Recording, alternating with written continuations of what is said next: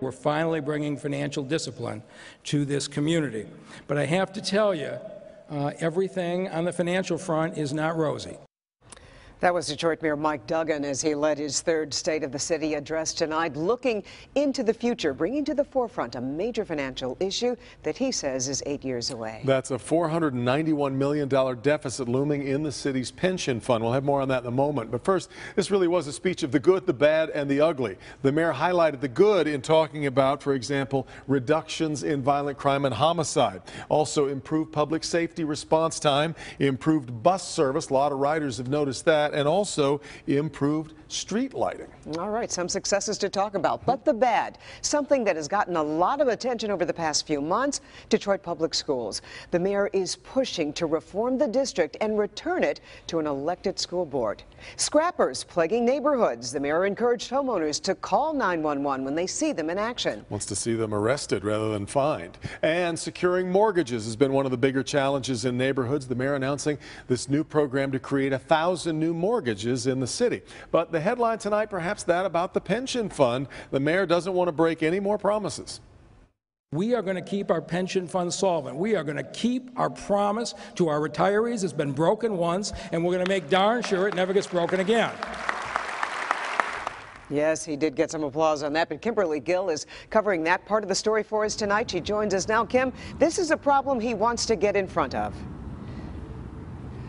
Carmen, yes, you're right. The mayor stressed tonight, though, that there's no need for the city to panic surrounding this issue, but he does want to get out in front on top of it, like you mentioned, and he laid out some plans tonight on how he plans to do that. We finished the last fiscal year, June 30th, 2015, with a balanced budget for the first time since 2002. Just a few minutes into the mayor's speech tonight, he began discussing the $491 million pension deficit that's due in 8 years. The way that you deal with these problems is not a crisis today, it's a problem today. Is you start to deal with it early, you deal with it honestly, and we can manage it.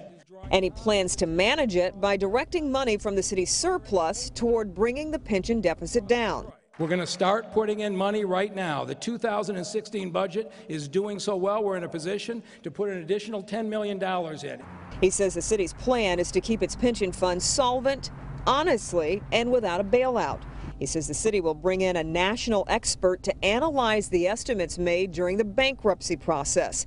The mayor says it appears the emergency manager and consultants used outdated information to make numbers look more favorable.